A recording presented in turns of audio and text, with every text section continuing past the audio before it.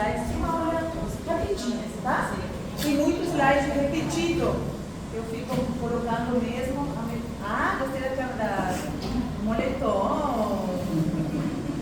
Na minha honra? Não. Pura coincidência.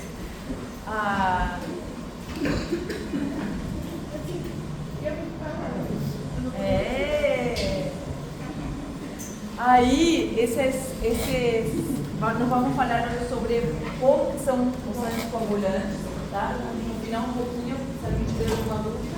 Mas essa aula de coagulação, como eu falei antes, é muito importante para entender, inclusive para entender depois inflamação, tá? Para entender como funciona o processo de coagulação, para entender que a coagulação não é, apesar de que ela vai trabalhar em conjunto, são dois processos, né, que vão agir de forma paralela e simultânea. Um que é a hemostasia primária e outra que é a hemostasia secundária, tá? A hemostasia tem como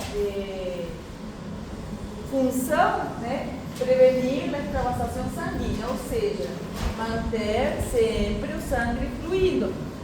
Isso aqui é importante entender porque, apesar de que a coagulação acontece com o intuito de fechar o endotélio, né, de gerar uma obstrução no endotélio para evitar a saída de sangue, ao mesmo tempo está acontecendo um processo de destruição do coágulo. Tá? Por quê? Porque, imaginem só se a coagulação, não vimos na primeira aula, quando falamos de feedback, lembra? Positivo, negativo. Eu falei para vocês que o processo de coagulação é um feedback positivo.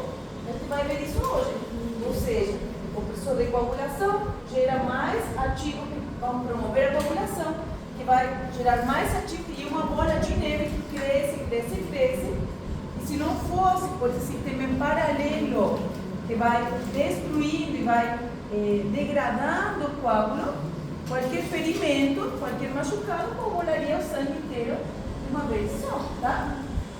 Então não precisamos o tempo todo, sim, manter esse equilíbrio entre o processo de coagulação para mantê-los vivos, tá? Não vamos ver que o tempo inteiro, na hora que a gente senta, na hora que a gente caminha, na hora que a gente corre, pequeno vaso sanguíneo se rompe. Isso é normal. Quando alguém nos aperta muito, às vezes até mesmo a roupa pode romper pequenos vasos sanguíneos, pequeno capilar. Mas o tempo inteiro estamos acionando, tá, mecanismos que vão ir tampando esse pequeno vaso para não ter extravasação de sangue, tá? Em conjunto, então, nós vamos ver como é que se ativa o processo de coagulação e como ao mesmo tempo vou ativar o processo de degradação, ou seja, a coagulação e a fibrinolísis ao mesmo tempo, certo? Bom, então vamos estudar hoje essa grande divisão entre a primária e a secundária. O que seria a hemostasia primária?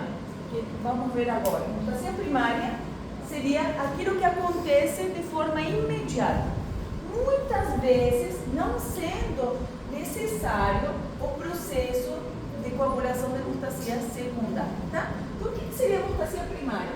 É o efeito instantâneo, tá? Quando o endotélio se rompe. Na hora que o endotélio se abre, se rompe, ele vai expor a matriz subendothelial. Então, a gente tem uma colágena, tá? Então, na ruptura endotelial, o colágeno fica exposto. Isso aí vai gerar, de forma imediata, tá, o processo de adesão gravitária, ou seja, as plaquetas vão ser as primeiras que vão agir, tá, para tentar tampar o buraquinho e evitar que se produza uma extravasação de sangue. Evitar, tá? Evitar. Agora, quando já tem ruptura, ou no caso de que aquele processo plaquetário seja mais intenso, vai acabar ativando o processo de hemostasia secundária. O que seria a hemostasia secundária? Já a coagulação sanguínea. O que é a coagulação? A formação do trombo, do coágulo, tá? Que vai ter como finalidade a ativação da protrombina, a trombina, sim? Que vai ativar depois o fibrinógeno para formar fibrina, sim? Lembrem que nós vamos ver hoje, a fibrina não é mais do que uma malha, tá? De proteínas. A fibrina, ela vai se entrelaçando, ela vai se grudando uma com as outras e forma uma verdadeira malha, como se fosse uma rede de pescador, tá? O que acontece? Quando ela vai se formando, ela vai se degradando, né, de fibrinógeno a fibrina, e ela vai se grudando uma com as outras, ela acaba que vai atrapando glóbulos vermelhos e é por isso que forma o coágulo, tá? Mas na verdade a fibrina é isso, é uma rede, tá? Que vai atrapando células sanguíneas. Professora, o tampão plaquetário seria essa aglutinação de plaquetas? A primária é, nós vamos ver, o efeito, já vamos falar só de hemostasia primária, seria o efeito vasoconstritor do vaso sanguíneo, isso que é reativo, que acontece na hora, no local, e ativação plaquetária, primária. A secundária vai ser a formação do coágulo, só que nós vamos ver que em paralelo eu formo o coágulo e destruo o coágulo, tá? Então seria a formação e a destruição. Por isso que eu tenho ao mesmo tempo coagulação e fibrinolísis, sim? Eu formo fibrina no coágulo e eu rompo a fibrina na fibrinolísis. Você entende? Isso precisa acontecer de forma simultânea. Se eu tenho um problema, por exemplo, na fibrinolísis, eu vou formar coágulos o tempo todo e eles não vão se desmanchar. Isso pode ocasionar o quê? Tromboembolias, tá? Formação de mais trombos ainda, de coágulos. A fibrinolísis, então, também faz parte Da coagulação da hemostasia secundária. Isso. Porque é um processo só, tá? E é isso que eu quero que vocês entendam hoje. A hemostasia secundária precisa ter os dois para ter um efeito fisiológico normal. Quando eu tenho um desbalance na coagulação e na fibrinolísis, eu posso ou ter coagulação a mais ou a menos, ou ter outro tipo de alteração. Bom, então o que Esse tipo de compartimentalização pelo fibrinolísis é o mesmo molde que ele usa na inflamação, por exemplo? Como? Essa compartimentalização do fibrinogênio é a mesma forma que ele faz na inflamação? Compartimentalização, essa aí? Não. A inflamação é coagulação do plasma. Mas também é o fibrinógeno. Vocês estão vendo isso já ou não? Mas é o fibrinógeno do plasma que gera essa coagulação. Aqui o que nós temos é atrapamento, tipo, é a mesma rede, sim? Só que aqui acontece o que ele acaba atrapando. A mesma coisa que se jogar uma rede no rio, no mar, e puxar, você acaba atrapando peixes. Aqui, quando essa rede vai se formando, acaba atrapando glóbulos vermelhos, tá? Ele vai se retraindo, até você consegue ver isso no amostra de sangue. O coágulo vai se formando e ele vai se retraindo, tá? Ele vai se retraindo. No plasma é necessária essa coagulação do plasma para gerar uma área delimitante da função inflamatória, sim? Tanto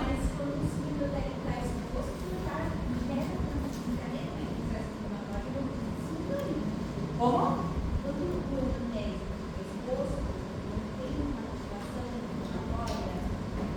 Sim, não vamos chegar lá.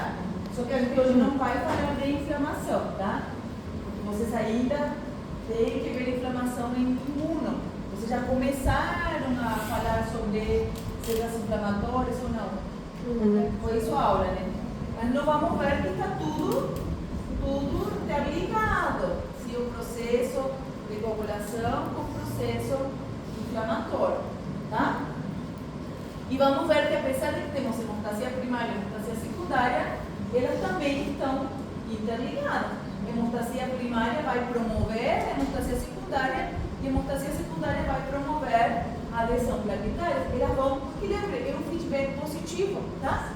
Então, apesar de ser dois processos, eles vão se retroalimentando positivamente também o tempo inteiro, tá?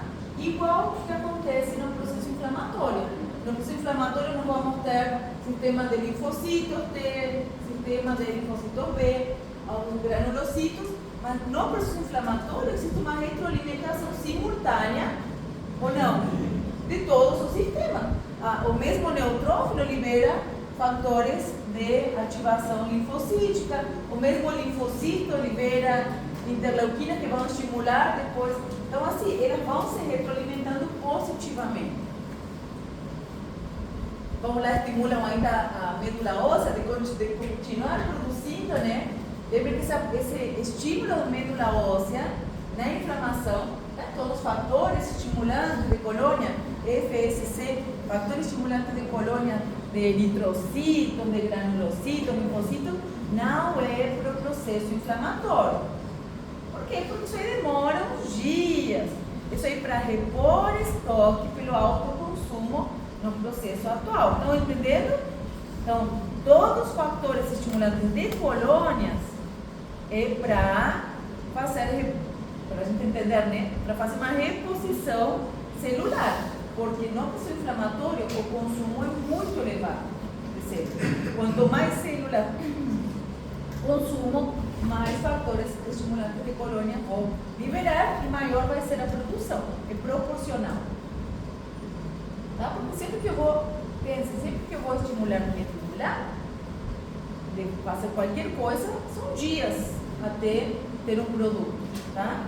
Se eu estou com um processo inflamatório agora, só que assim, dependendo da inflamação, se a inflamação vai perdurar no tempo, aquilo vai me dar substrato, vai me dar células para poder conseguir me perdurar no tempo também no processo inflamatório. Essa inflamação é uma inflamação crônica para isso. Bom, e aqui? Então eu devo entender que o processo de coagulação, tá? Se inicia com a lesão vascular. Eu posso ter também iniciação pelo atrito entre os glóbulos vermelhos, tá? Nós vamos ver isso em um outro momento. Mas vamos falar hoje sobre fisiologia e como é que uma lesão vascular inicia o processo de coagulação. Quando fica exposta aquela matriz de subendotelial, tá? Onde temos todo aquele colágeno, e o colágeno, tá? Que vai, esse colágeno do subendotélio que vai ativar, tá? Que vai iniciar tanto, nós vamos ver, o processo de coagulação, como a adesão plaquetária. Porque nós vamos ver que a plaqueta vai se aderir imediatamente ao colágeno exposto. Só que essa plaqueta, eu devo entender que o colágeno é somente uma isca, tá? É somente uma área, para você entender, pegajosa, onde a plaqueta vai e gruda, tá? Porém, com o movimento do sangue, essa plaqueta seria levada com muita facilidade. Então, ela precisa se unir no colágeno a um fator que é fundamental para ela se ancorar nessa região e iniciar o processo de ativação plaquetária. Então, lá ela vai se unir a um fator que nós vamos ver agora, que se chama fator de von Willebrand, tá? Esse fator de von Willebrand é muito importante, porque, por exemplo, existem doenças onde a pessoa carece desse fator de von Willebrand, são pessoas que não têm adesão plaquetária, não têm agregação plaquetária, tá? E tem transtornos na hemostasia primária, tá? Bom, por outro lado, nós temos que o vaso sanguíneo, onde se produz a lesão, ele vai se contrair. Existem fatores miogênicos que vão gerar a vasoconstrição, ou seja, a mesma lesão vai estimular a contração do músculo. Porém, o maior fator, isso aqui, lembre, o maior fator vasoconstritor na lesão vascular é o tromboxano A2, liberado pela própria plaqueta, tá? Então, olha só, eu preciso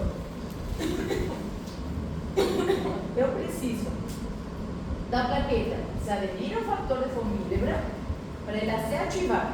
Quando ela se ativa, nós vamos ver agora, ela vai liberar grânulos que tem dentro, e dentro desse grânulo tem o tromboxano A2. Esse tromboxano A2 é o que inicia a festa. O tromboxano A2 já deve ter visto inflamação, é um dos fatores que vão participar no processo inflamatório. Sim? Também o tromboxano A2 é fundamental, porque sem ele não acontece a adesão das outras plaquetas. E esse tromboxano A2 também é o mais potente vasoconstritor. Tá? Então ali eu vou ter essa vasoconstrição que vai ser da plaqueta, graças à plaqueta, e esse processo, tá, de liberação do tromboxano e outros gránulos vai gerando essa adesão e agregação plaquetária. O que é adesão? Adesão é simplesmente quando uma plaqueta se une a outra, tá? Eles vão se aderir. Para isso, nós vamos ver que ela precisa mudar. Tá? A plaqueta muda a sua morfologia. E isso faz que grude a outra, essa muda, gruda a outra, essa muda, gruda a outra, e elas vão se agregando, tá? Como em camadinha para ir tampando o buraquinho. Isso vai formar aquele famoso tampão plaquetário, tá? Esse tampão plaquetário se forma ao mesmo tempo. Esse endotélio exposto que gerou a agregação plaquetária também vai iniciar uma cascata de ativação de fatores de coagulação, tá? Todos os fatores de coagulação vão se ativando. Nós vamos ver que tem vias de ativação diferentes. Se acharam que o complemento era o fim das cascatas, né? O complemento é fácil.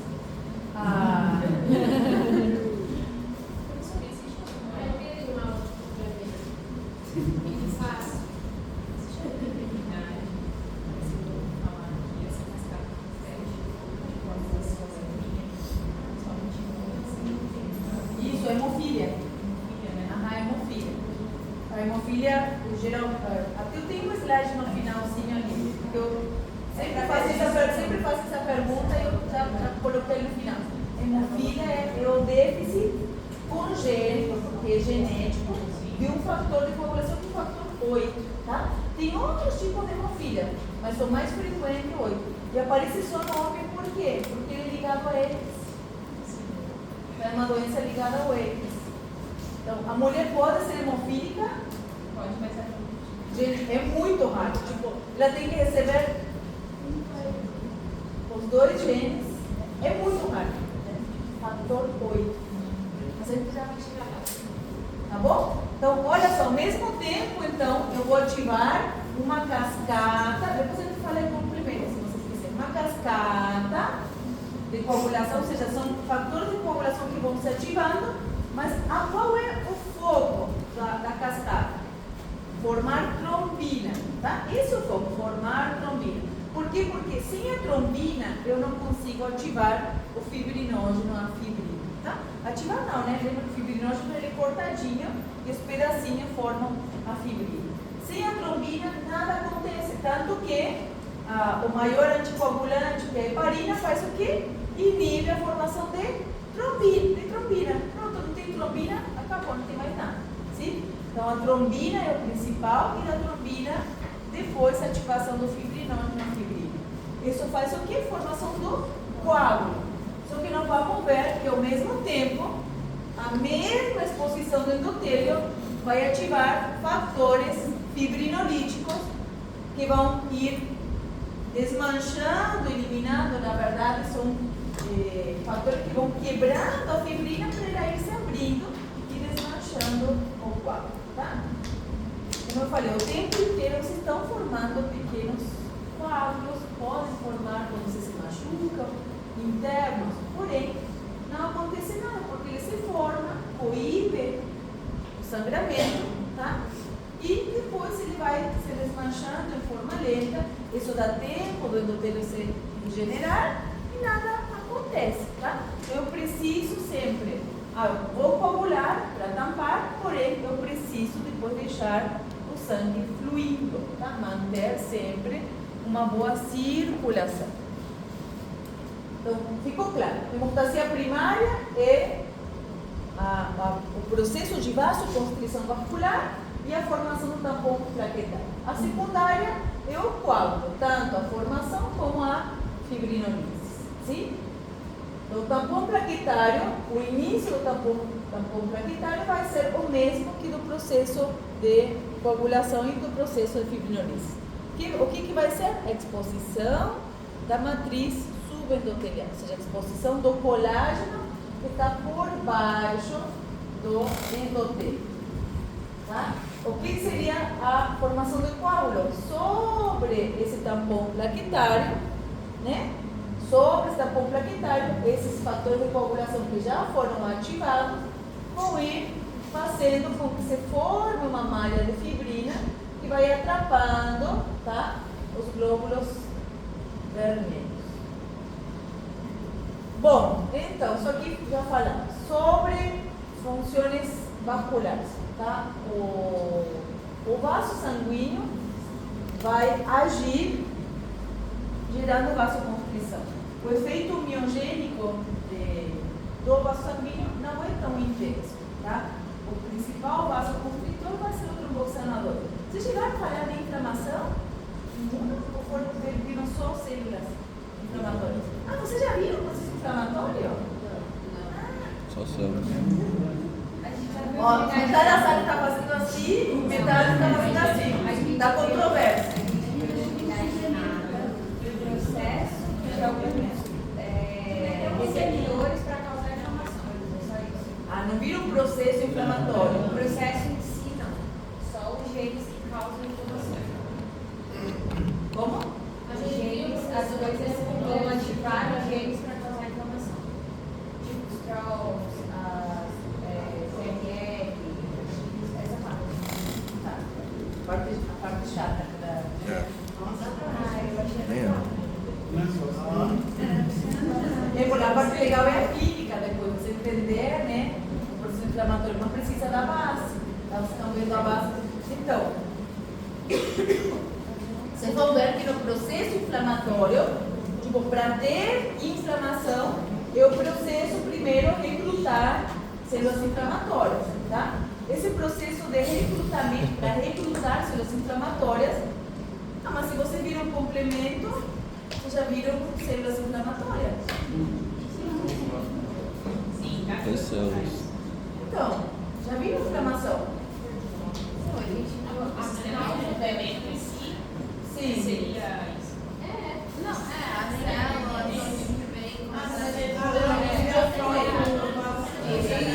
Isso a gente já viu. Mas a inflamação em si, não sei, eu não sei se a gente não, Mas se a gente inflamação não é isso. consegue juntar também. Inflamação é isso? Inflamação é isso? Entenderam? Inflamação é o quê? O que é inflamação? Aglomeração de células. Não, mas expansão do qual é a corpo. primeira célula que age na inflamação? Inflamação tem estágio, né? Não, a primeira célula, o macrófago. A gente já viu isso também. O macrófago é a primeira célula. Vem o macrófago e ele começa a festa. Essa inflamação é uma festa. Aí ele começa a festa, ele começa a fagocitar. Isso, ele fagocita tudo. O que não pode fagocitar, ele marca. Lembra que o macrófago é a principal célula apresentadora de antígeno. Ela marca, só que isso demora, né? Antes do que isso, enquanto ele está fagocitando, ele está se rompendo, o macrófago se rompe. E ele libera citocinas, que são Interocinas. são substâncias inflamatórias. Isso, mas ele faz o quê? Citocinas. Media. Processo de mediação. Isso, elas são vasodilatadoras. Todas as citocinas, né, do macrófago, do neutrófilo, são vasodilatadoras, tá? Elas são vasodilatadoras. Ao vasodilatar, aumenta a permeabilidade. E ali é que, ao aumentar a permeabilidade, aumenta a pressão hidrostática e o plasma começa, e a ruptura do macrófago aumenta também a quantidade de proteínas no plasma, e isso vai atrair, no interstício, vai atrair plasma do vaso sanguíneo para o interstício.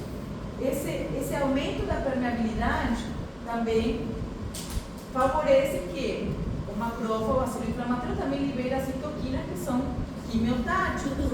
Mas lembra que a quimiotaxis é a nanômetros de distância. A quimiotaxis é muito pertinho. Mas qualquer neutrófilo que passa por ele, principalmente os neutrófilos, quando eles, por quimiotaxis, quando eles passam pelo sítio de inflamação, eles se marginam, eles já vão pelas margens, né? Mas quando eles chegam no sítio de inflamação, como esse professor de diabetes, eles passam pelas fenestras do endotélio e vão até o sítio de inflamação. Ali é a segunda linha de defesa, né? E aí começa a liberação de todas as outras citoquinas, aí vem as plaquetas também, né? Aí começa a liberar as prostaglandinas, a serotonina, a histamina, todas vasodilatadoras.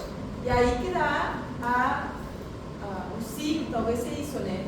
O signo da inflamação. O signo da inflamação acontece por isso. Eu tenho uma inflamação, tenho edema, eu inchaço, por que o edema? Pela extravasação de plasma, né? A sua vez esse plasma vai coagulando e vai tentando circunscrever, né? Tentando delimitar a área de inflamação, que às vezes não é possível, quando a inflamação é muito rápida. Por isso que às vezes fica uma área, né?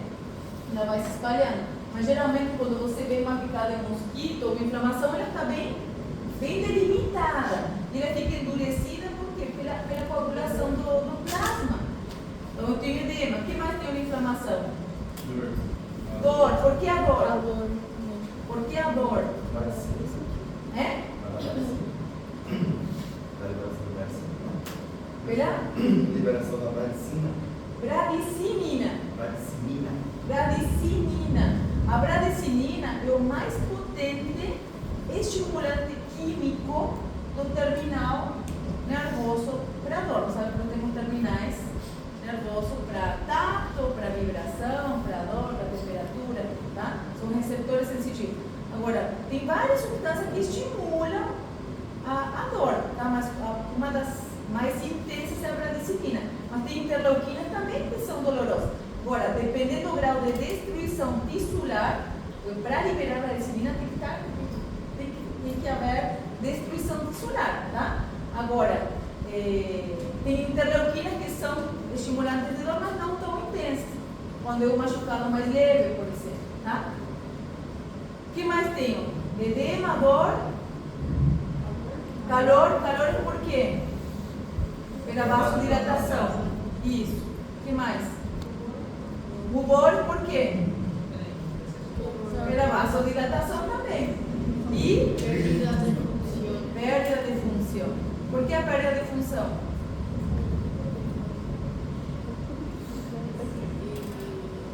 Está inflamado. Está inflamado. Ah, mas porque vocês estão pensando às vezes uma picada de mosquito, né? Mas pense que nessa área, nessa pequena área, não tem funções fisiológicas normais, tá? Não. Se for um músculo, pense que você não vai conseguir, né? Inflamou o cotovelo, você não consegue dobrar, né? Então pensa que a área inflamada vai perder suas funções naquele momento, tá? E isso é inflamação, gente. Inflamação é isso. Então você estudar a inflamação sim, tá? Eu acho que a gente já complicou muito, então assim. E o que é o sistema do complemento? Vocês falaram, inflamação vem o macrófago, que come, vem o neutrófilo, também fagocita, mas coisas menores, né? O neutrófilo não é tão potente. E vocês falaram que tem o sistema de complemento. O que é o sistema de complemento?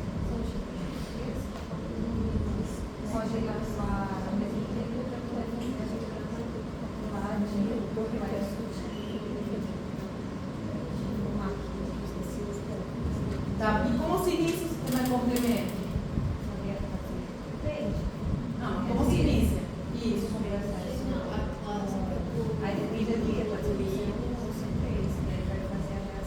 Não, mas o que inicia? Qual é o gatilho das vias?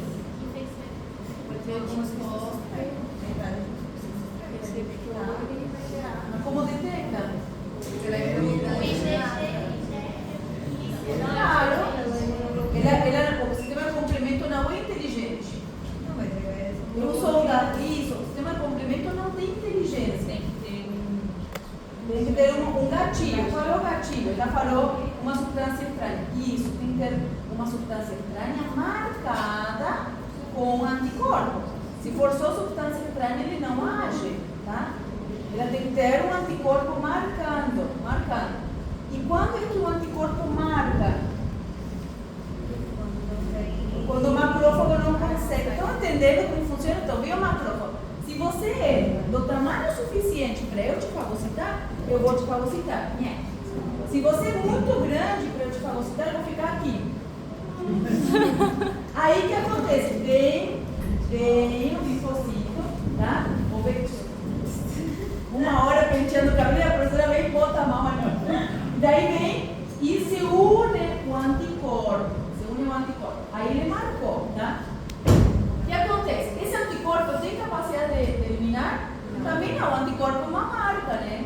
Uma luz assim de alarme, tipo de viatura, né, que se coloca no antígeno. Ali ativa o complemento.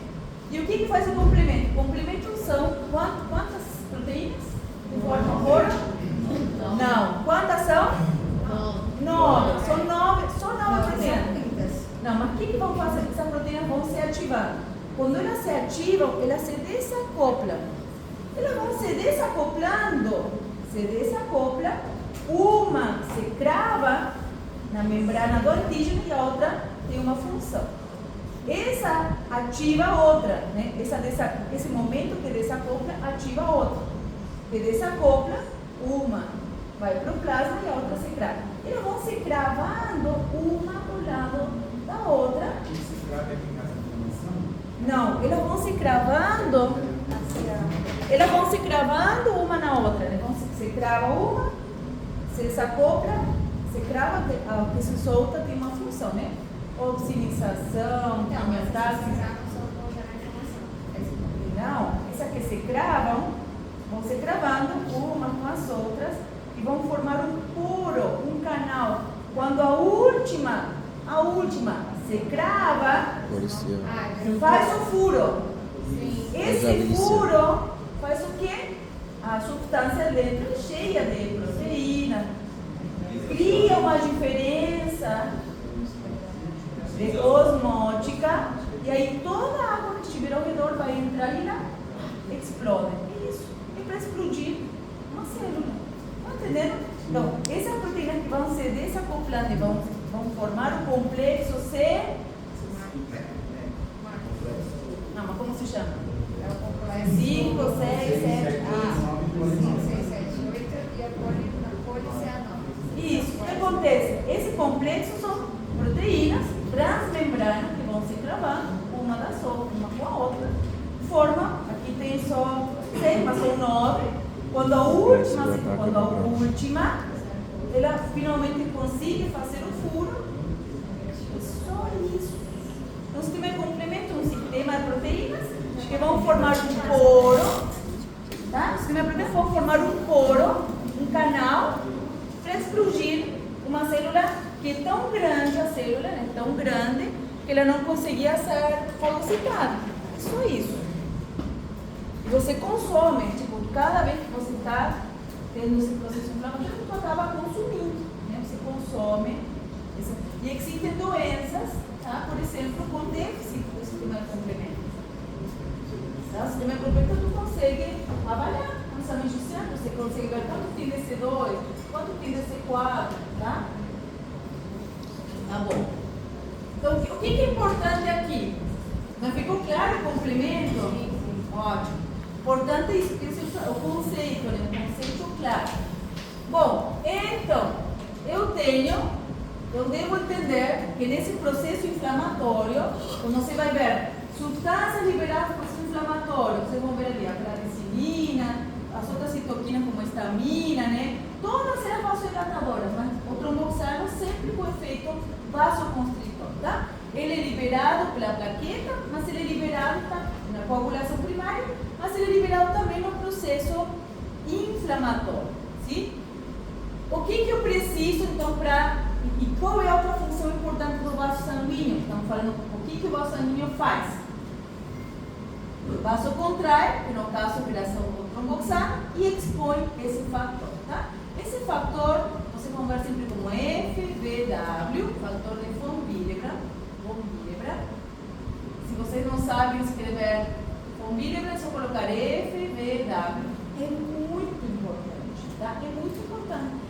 falei, existem doenças por déficit de fator de von Willebrand, tá? Porque se eu não tenho esse fator, a plaqueta não consegue se aderir ao endotélio. E se ela não se adere, nada acontece dali em diante. Tá bom? O que são as plaquetas? As plaquetas não vimos na aula de eritrocito. Vocês já viram isso aqui também um pouquinho em imuno. As plaquetas são células, e apesar de que a gente pensa, é um pedaço de uma célula grande que é o megacardioblasto, que vira megacariocito para se fragmentar. Mas a plaqueta é rica, a plaqueta é cheia, a membrana é cheia de marcadores, é cheia de receptores, tá? É cheia de grupos de proteínas diferentes que ficam se expondo, é cheia de grânulos, tá? Por dentro. Ela vai vir da mesma célula madre, aqui hematopoietina pluripotencial, que vai ir formando depois as plaquetas. Lembra que a gente viu isso aqui em eritrocito, tinha formador de colônias eritrocitárias, que formava o eritroblasto, que formava antes o reticulocito, e era o reticulocito que saía a circulação, lembra? Aqui vai formar o megacardioblasto, que vai dar o megacariocito, que vai se fragmentar e vai dar lugar aos pedacinhos que vão ser as plaquetas, tá? A plaqueta, vocês devem ter visto em icto, ela é muito pequenininha. O eritrocito já é pequeno, estendido, em comparação às células inflamatórias, neutrófilo, monocito, macrófago, e a plaqueta tu vai ver sempre como uns pontinhos. Quando você faz um estendido, parece que fossem manchinhas, tá? Elas são bem pequenininhas, conseguem ver? São bem pequenininhas, sim? Olha a comparação com os neutrófilos, tá? Eles são bem pontinhos. Essas plaquetas, já vamos ver depois de novo, tá? Essas plaquetas, então, duram em média 9 a 12 dias no máximo, tá? Elas têm uma vida média muito curta. E normalmente eu tenho circulantes entre 150 mil e 400 mil plaquetas, tá? Que é o normal. Posso ter variações ao longo da vida, tem pessoas que têm níveis mais elevados, outros têm níveis mais baixos. Pensa que uma pessoa que tem 300 já tem o dobro do que outra pessoa, né? Então sempre chamou isso muito a atenção, que a variação é muito grande. Tipo, a janela é muito grande, né? De 150 a 400 mil. Mas geralmente as pessoas estão em torno, a pessoa normal está em torno sempre entre 250, 300, 320, 150 é o mínimo, tá? Porém, se tiver 140 mil, a pessoa não vai ter ainda sangramentos, tá?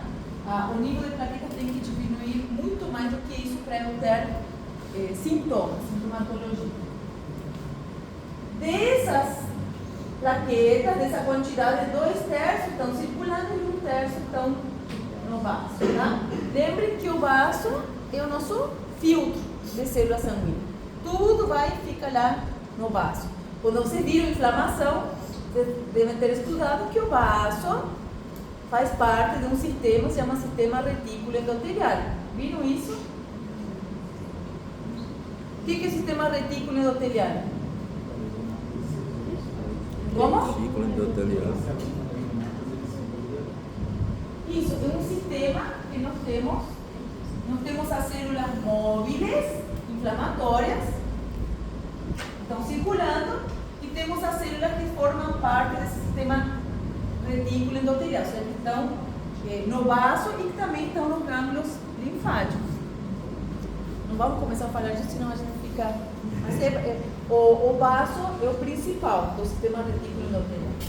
Bom, sim? Então sempre vocês vão achar as plaquetas nesse formato, tá? A plaqueta, como eu falei para vocês, a plaqueta é cheia. Meu Deus, a plaqueta é cheia de, por dentro, nós vamos ver, cheia de organela, tem muito retículo, tá?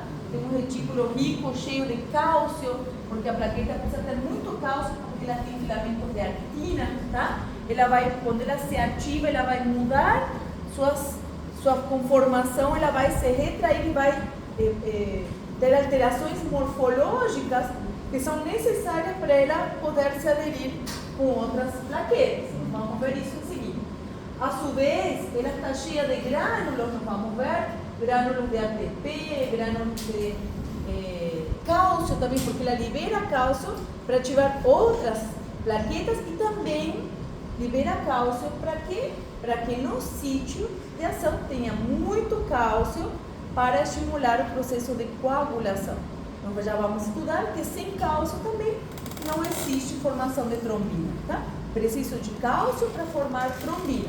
Então a plaqueta ajuda, fomenta o processo de coagulação, liberando esse cálcio nos seus grânulos. E nesse grânulo vamos ter também o tromboxano A2, tá? O tromboxano A2 age no processo inflamatório, é vasoconstritor e é fundamental para a ativação das outras plaquetas para elas se agregarem e se grudarem. Sim?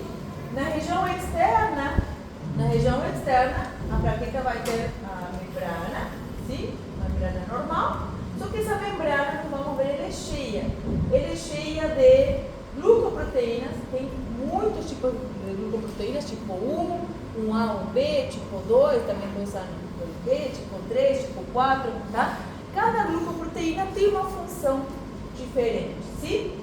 Então vamos ver que a glucoproteína, principalmente a 1B, que já vamos ver, é a que vai se unir ao fator de von Willebrand.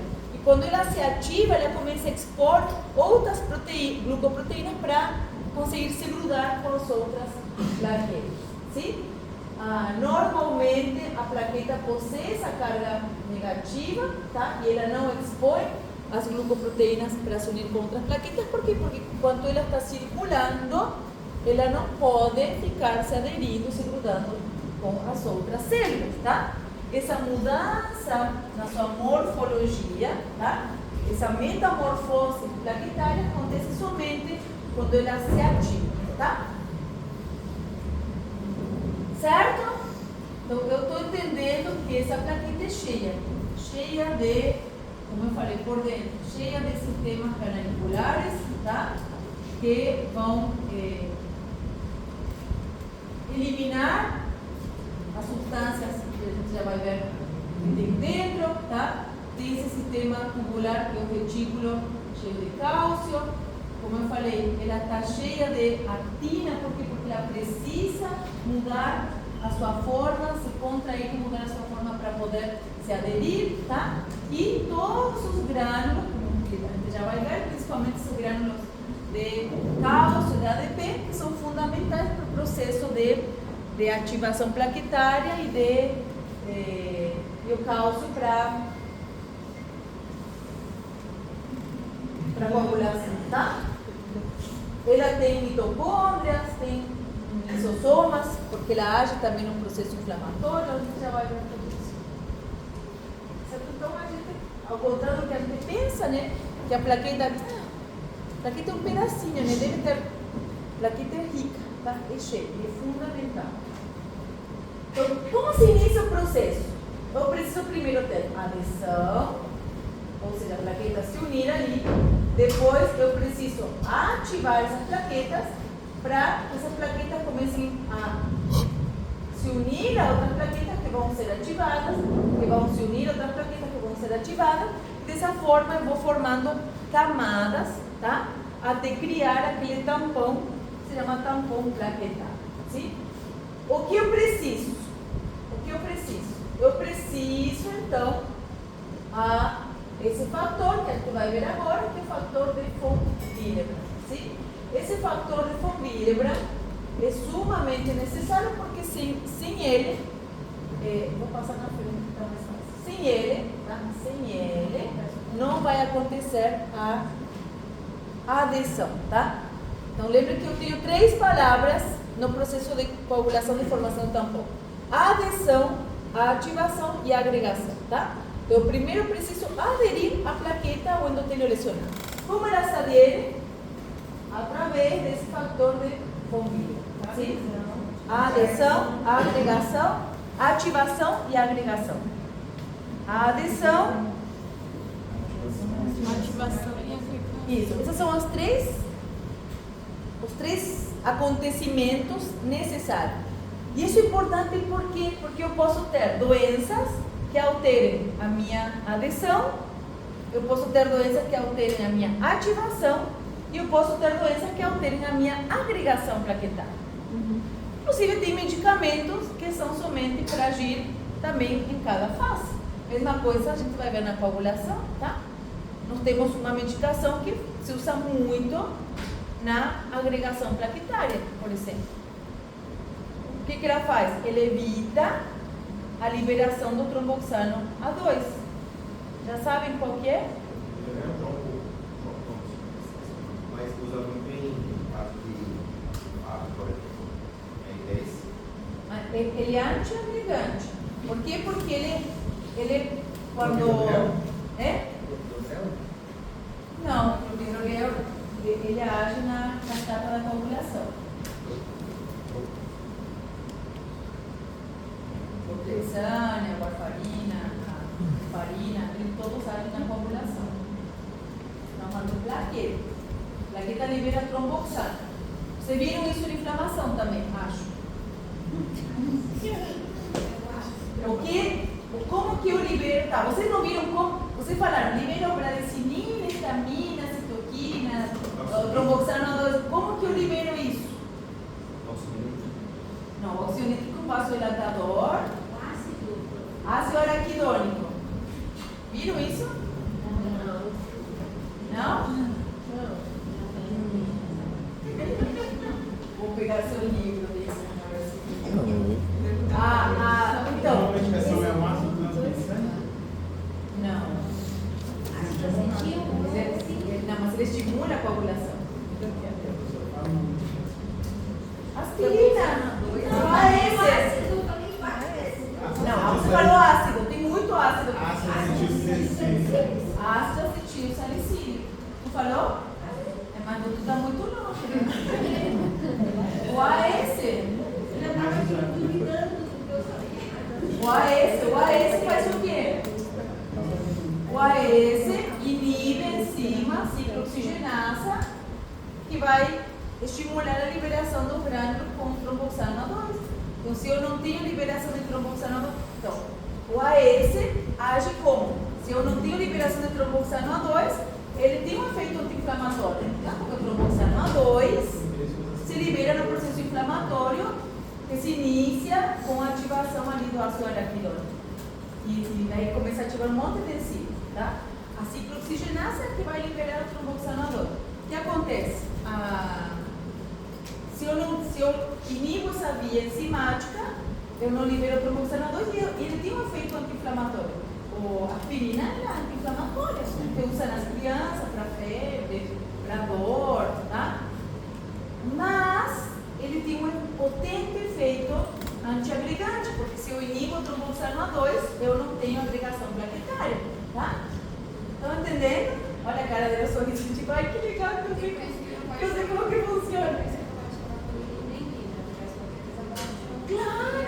Já pensou, a pessoa já tem, a pessoa já está com 50 mil plaquetas, em vez de 150 mil, e aí está tomando antiagregante plaquetário, pronto. Né? Pronto. Então, olha só que importante você entender a fisiologia para depois você entender como é que a medicação vai agir. Você vamos lá ver em fármaco como que funciona a dipirona, como que funciona o ibuprofeno, né? Eles, quando tem a membrana celular, todas as células inflamatórias vão liberar o ácido araquidônico. Esse ácido araquidônico, quando se libera, ele ativa as enzimas, né? Lipoxigenasa, ciclooxigenasa, são enzimas que vão ativar vias para liberar as prostaglandinas, para liberar a histamina, para liberar a bradicinina, para liberar o tromboxano A2. Cada anti-inflamatório age inibindo um sistema enzimático diferente, tá?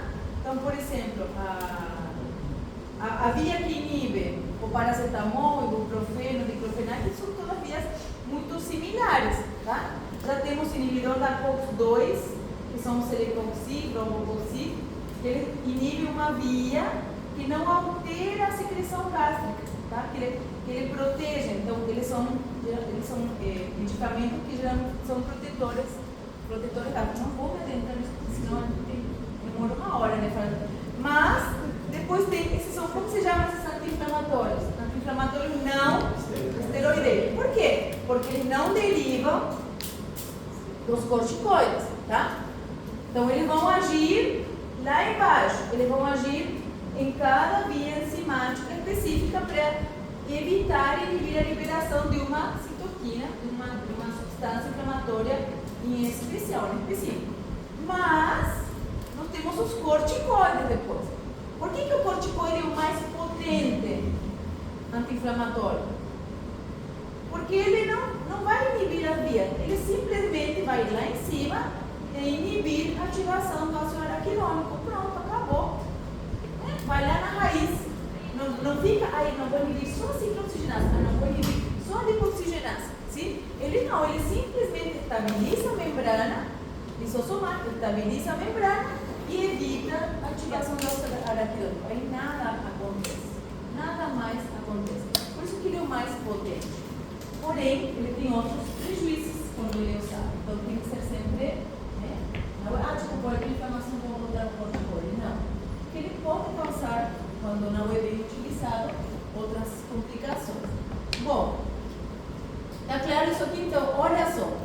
A adesão. Essa liberação do cálcio, do ADP é para ativar. Depois eu vou liberar o tromboxano A2 para agregação, tá? E isso vai expor o endotélio já exposto e fosfolípidos expostos nesse mesmo tampão, vão ativar o processo de coagulação que vai se formar por cima do tampão plaquetário. Tá? Então eu preciso, nesse processo de adesão eu preciso dessa glucoproteína 1B, que é a principal, e do fator de von Willebrand, que vai estar no endotélio, para esse se une a esse, sim? A glucoproteína se une ao fator de von Willebrand para se unir, para iniciar o processo de adesão. Glucoproteína 1B, que é a principal. Tem a 1A, 2B, 2A, sim? Essa é a principal. Eu vou passar para vocês a que vocês sim ou sim têm que aprender, sim? Bom, para agregação, vamos ver que na agregação vamos precisar o fibrinógeno e essas glucoproteínas para poder elas se unirem. Quem ativa é o tromboxano A2, mas precisa dessa glucoproteína para elas poder se unir umas com as outras. Vocês vão ver muito esse tipo de desenho, né? Mas o que é importante entender? Que é a plaqueta, tá? Essa aqui é a plaqueta se unindo através dessa glucoproteína 1B, que é a principal, tá? Ao fator de von Willebrand. Esse fator de von Willebrand está por baixo do endotélio junto com o colágeno. Lembrem que o que atrai a plaqueta para essa área é o colágeno exposto, é a isca, sim? Ela vai e se une ao colágeno, mas uma vez que se une ao colágeno, né, o fator de von Willebrand e essa glucoproteína vão se ancorar e é ali que ela vai fixar, tá? Essa plaqueta, uma vez que se uniu, pronto, se uniu. E agora? Ela vai sofrer, eu adoro essa palavra, metamorfose viscosa. Por quê? Ela muda. Isso aqui é uma fotografia, para você ver como ela muda de fato, tá? Ela se deforma, toda se contrai. Por quê? Porque primeiro que ao se contrair, muda a conformação da membrana. Começa a expor um monte de glucoproteínas na membrana que faz com que ela se grude a outras plaquetas com muita facilidade.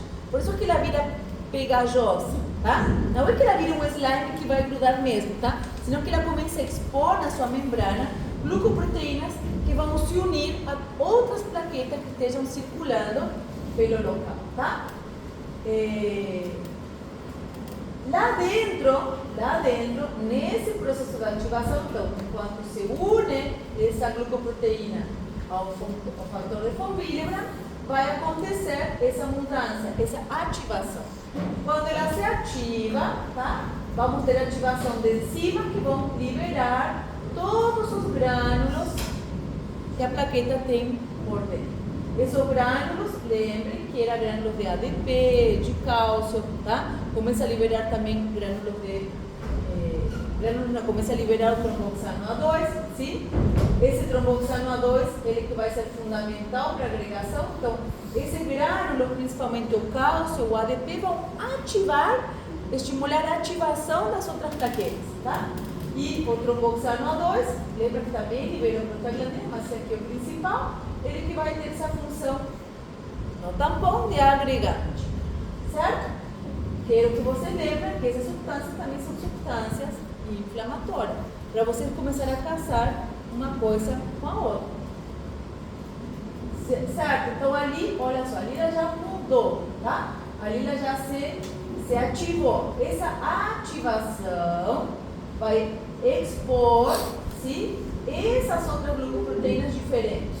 Aqui ela se unia com essa aqui, tá? Está ancorada no fator de Von-Willebrand. Mas essas outras proteínas que começam a ser expostas são as que vão fazer com que essa plaqueta se grude e comece a ativar as outras plaquetas, tá? Aqui também é fundamental a presença do fibrinógeno, sim? Nós vamos ver que, acho que está mais para frente, tá? Tá mais... Aqui, ó, depois eu volto. Essa plaqueta, sim? Que se ativa, tá? E começa a expor fibrinógeno também. Essa plaqueta, ao se ativar, ela vai, vamos passo a passo, tá? Ao se ativar, ela vai começar a secretar grânulos, tá? E ela vai começar a secretar cálcio. Esse cálcio, nós vamos ver, vai ser fundamental, tá? E essa secreção de substâncias procoagulantes, plaquetárias, para ir ativando também fatores de coagulação que vão agir na cascata de coagulação, tá? Então, a liberação do cálcio, a liberação desses fosfolípidos procoagulantes faz com que a plaqueta tenha um importante efeito estimulante do processo de coagulação, tá? Ao mesmo tempo, ela vai liberar, ó, tá aqui, tá? Vai liberar ativar esse ácido araquidônico, que vai ativar a ciclooxigenasa aqui em cima, que vai estimular a liberação de prostaglandinas e tromboxano A2, que vai ser liberado, tá? Esse tromboxano A2 vai agir estimulando a agregação plaquetária. Ao mesmo tempo, a plaqueta é cheia de receptores que agem por segundos mensageiros, tá? Ativam proteína G, e essa proteína G, lembre que a ativação da proteína G é para ativar sistemas enzimáticos internos. Então, o segundo mensageiro é um segundo mensageiro, tipo, o que seria primeiro mensageiro, que não existe essa palavra, mas como que seria? Uma estimulação direta, ou seja, vem um receptor, se une, isso abre um canal e gera, né, um potencial de ação, que esse potencial vai ativar a célula. Beleza. O que seria o segundo mensageiro? Se une um receptor e vai ativar uma proteína que está embaixo da membrana, é uma proteína G. Essa proteína G pode abrir canais também, pode gerar ativação enzimática dentro da célula. E de que enzima? Depende, né? Depende do que essa célula faz. No caso aqui, vai ativar a liberação, tá? A ativação enzimática para também produzir, para produzir a liberação de cálcio dos grânulos aqui dentro, para ativar as proteínas contráteis que estão dentro da célula. Esse cálcio também vai ajudar na ativação do ácido araquidônico para liberar as substâncias que vão ser agregantes, inflamatórias. E olha só que legal, como eu falei aqui, ela estimula a coagulação, ela ativa fatores de coagulação, e essa coagulação vai formar no final a trombina. Olha que legal, ela também tem receptor para trombina. Ou seja, a trombina que vai se formando para formar coágulos, acaba que também ativa a plaqueta, tá? Então, eu quero que vocês entendam isso. É uma bola de neve, tá? É um circuito de feedback positivo que não termina e não acaba tá? O próprio, como eu falei, esse aqui libera o tromboxano e a plaqueta, como tem receptor para tromboxano, a outra plaqueta que vai receber esse tromboxano, ao se unir ao receptor, vai gerar toda essa ativação plaquetária. Estão entendendo como age? Tá? Então, esse tromboxano é importante para quê? Para ativar e para as plaquetas poder ser agregadas. Isso que acontece quando não funcionam as plaquetas, tá? Eu devo entender então que eu posso ter isso aí, como se o bebê. Não, essa é uma senhora idosa, o bebê também. Agora que eu ia falar o pezinho. Isso aí são transtornos de hemocracia primária, tá? Todos os transtornos de hemocracia primária se manifestam com petequias, tá? Por isso também Fica assim, porque abaixo da plaqueta. Então, olha só, você só de olhar, você já sabe se o transtorno está sendo de coagulação primária ou secundária. Só de olhar. Se eu vejo hematomas grandes, ou grande coleção de sangue na radicular, por exemplo, ali eu não vou pensar problema de coagulação primária, vou pensar problema de coagulação secundária, tá? O paciente não está coagulando ou está coagulando demais, se forma trombo, por exemplo. Agora, essa lesão é característica. Eu tenho dois tipos de coleções de sangue na pele. Eu tenho a petequia, que é aquele puntijado, e eu tenho o hematoma, que é aquela coleção grande. Você se machuca, bateu, ou hematoma. A petequia só acontece no transtorno de coagulação primária. Que doença causa petequias? Qualquer doença que altere a função plaquetária. Ou seja, eu posso ter petequia, posso ter petequia se eu tenho baixa contagem de plaquetas, eu posso ter petequia se eu estou com problema na agregação plaquetária, eu posso ter petequia se eu tenho um déficit no fator de von Willebrand que não deixa de aplaquetar. Então, lembra que a gente falou das fases da ativação plaquetária? Ela se adere, se ativa e se agrega. Então, qualquer alteração nessa fase vai causar petequias. E também tem doença como a púrpura. O que é a púrpura? A púrpura é uma doença onde a pessoa cria anticorpos contra as plaquetas, tá? Essa púrpura faz o que? Que se rompe as plaquetas e a pessoa vai ter uma contagem de plaquetas baixa. Isso é fica. Não posso. Não posso nem dói.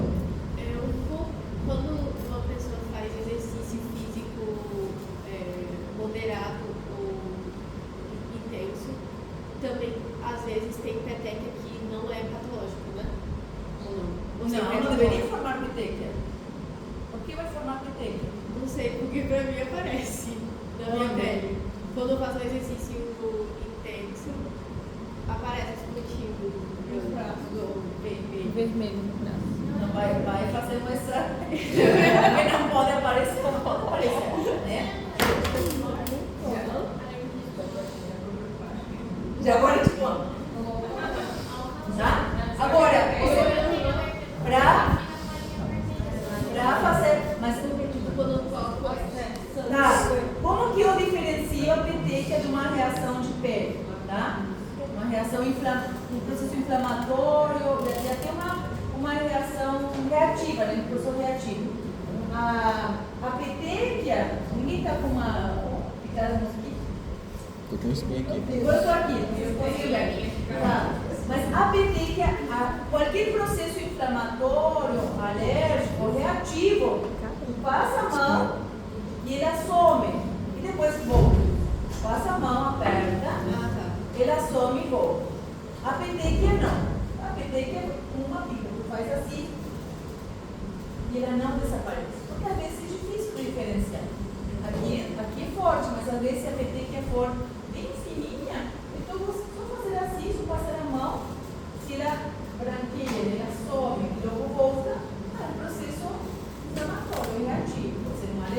dia, tá? Que é o que acontece no dengue, por exemplo. Aquele rash cutâneo, você fica tudo vermelho, tudo pontinho vermelho. Não, mas porque é reativo.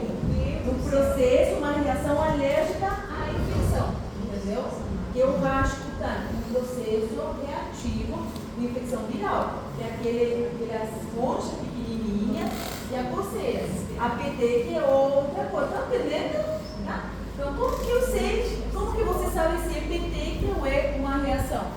É só passar a mão e ver se ela desaparece. Desaparece e depois volta. Desaparece e logo volta. É. Ah, desaparece e logo volta? É, tipo, faz assim, é como se estivesse sangrando. E aí, tipo, faz assim e depois volta. Não, então não é PT. Não é peteca. Não é PT. Estou falando, a petequia não desaparece. A petequia não desaparece, tá? É? Menos mal. No caso, uma reação. É uma reação. Você pode, talvez, você libera tanto calor que tua pele reage a isso. Você faz uma reação, como se fosse uma reação alérgica. O alérgico é o exercício. Então, Tem que ser secretária, essência. É alérgico é o exercício. Porque eu odeio Tá. Então, isso aqui é normal, velho. Isso aqui, por exemplo, é uma púrpura no recém-nascido, tá? A púrpura pode ser adquirida ou congênita, se a pessoa nascer com esse transtorno. Mas não é todo problema plaquetário, tá? Não é todo transtorno. Ó, isso aqui é só de tocar nele. Se só de tocar nele, se só de segurar o bebê, abraçar ele, a mão já fica marcada, né? A fralda, então você tem que chamar a atenção. A pergunta dele é super válida, porque não é normal fazer bebê. Você não pode fazer bebê por toque, tá? Meu filho tinha uma época apiaçada, uma época pegava a garrafa de qualquer garrafa, ficava no vácuo e depois ficava todas as petequias aqui ao redor. Como? Ah, bom, mas ali você está tendo câncer na medula. Então ali você tem contagem baixa de tudo. De leucócito, de plaqueta, de tudo, né? Aí isso aí é a população secundária. Não, é primária. Tem uma petequia. Só que aqui as petequias são tão importantes que, tá? Se uniram. Mas, às vezes, a contagem baixa de plaquetas não vai passar tanta petequias assim espontânea, mas ela pode se manifestar por pequenos sangrados, por exemplo, ao escovar os dentes, tá? Ou sangrados nasais. A prof, mas quando eu vou escovar o dente e cuspo, às vezes pode sair sangue, mas isso é normal. Isso aí é normal, escovar os dentes. Por quê? Porque às vezes você come alguma coisa muito ácida, que machucou a gengiva, ou tem pessoas que teimam em usar escovas duras. Sempre que a escovação tem que ser sempre com escovas macias, porque já tem aquele trabalho que fala que a escova dura, sabe, acho que é mais da irritação gengival que, meu Deus, ali que vem uma porta de entrada para fungo, bactérias, tá? Gengivite crônica, é horrível. Então não tem que usar escova dura, só escova macia. Mas qual é a diferença? Eu posso fazer um sangramento, cuspiu sangue, olha no espelho, não está sangrando. Quando você tem uma plaquetopenia ou um transtorno de hemocracia primária, você escovou, olha no espelho e continua. Sangra, tá? O nariz também, espirrou, sangra. O nariz sangra, tá? Então não é, tipo, ai meu Deus, um mês atrás eu sangrou o nariz. Não, tá? Eu falo porque estudante de medicina é hipocondríaco, né? Sim. Sim, não tem tudo. Tipo, na aula você vai na. Não, e aí você sai na nível patologia. Do quinto semestre em diante, você sai toda a aula com o tratamento, mais ou menos. Então, isso aqui tem que chamar sempre muito atenção. A mãe que fala, escovou, fica sangrando, apertou, fica espetequias, tá? No caso do bebê, são casos graves, mas às vezes aparece só na área da fralda, tá? Tirou a fralda, cheia de petequias. Tem que chamar Tá? Bom, e o que acontece? Ficou claro ali? Hemoptasia primária. O que acontece na hemoptasia secundária? A hemoptasia